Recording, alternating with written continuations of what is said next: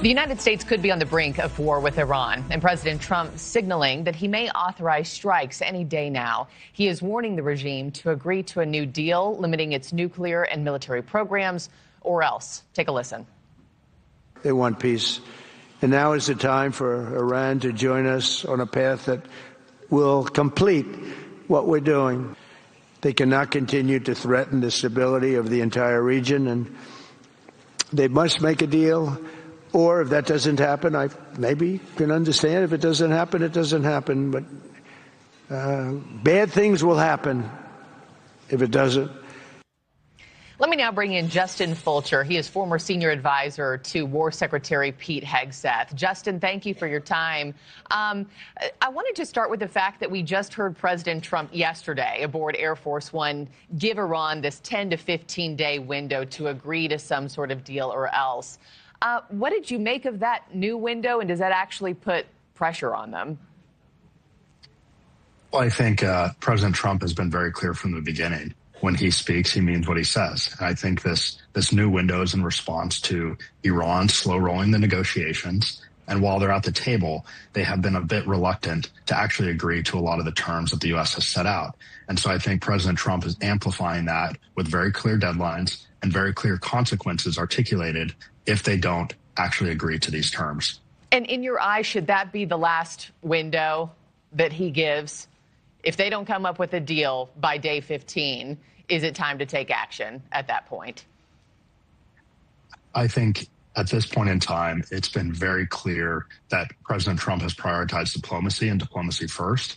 Over the past few months since Operation Midnight Hammer, Iran has continued to slow roll negotiations. It's been ongoing for months. The deal terms are not that complicated, and it's just a matter of whether or not they're willing to accept them. And I think at this point in time, those deadlines are very clear, and they should be the last ones. The Wall Street Journal is now reporting that President Trump is weighing an initial limited strike against Iran to force it to make a nuclear deal. If the White House does, in fact, decide to attack, Justin, I mean, does it need to go beyond limited? Well, the president, of course, is weighing all of his options, and the War Department is, of course, presenting those to him, both limited and more comprehensive. But at this point in time, prioritizing, American lives is definitely the top priority. But of course, limited responses first, and if necessary, escalation can always come into play. But I think a lot can be achieved even with limited responses. Your former boss, War Secretary Pete Hegseth, will also play a huge role in this Iran decision, of course. What's more of the end game for him in the White House? Is it a toppled regime, or is it eradicating the nuclear program? Like, would Trump be okay with the Ayatollah as long as he didn't have an arsenal of nukes at his disposal? Well, I think President Trump has been extremely clear.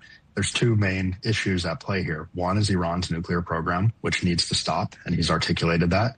And then, of course, stopping the killing of its own citizens, which is a massive issue there. And President Trump has made those terms very clear.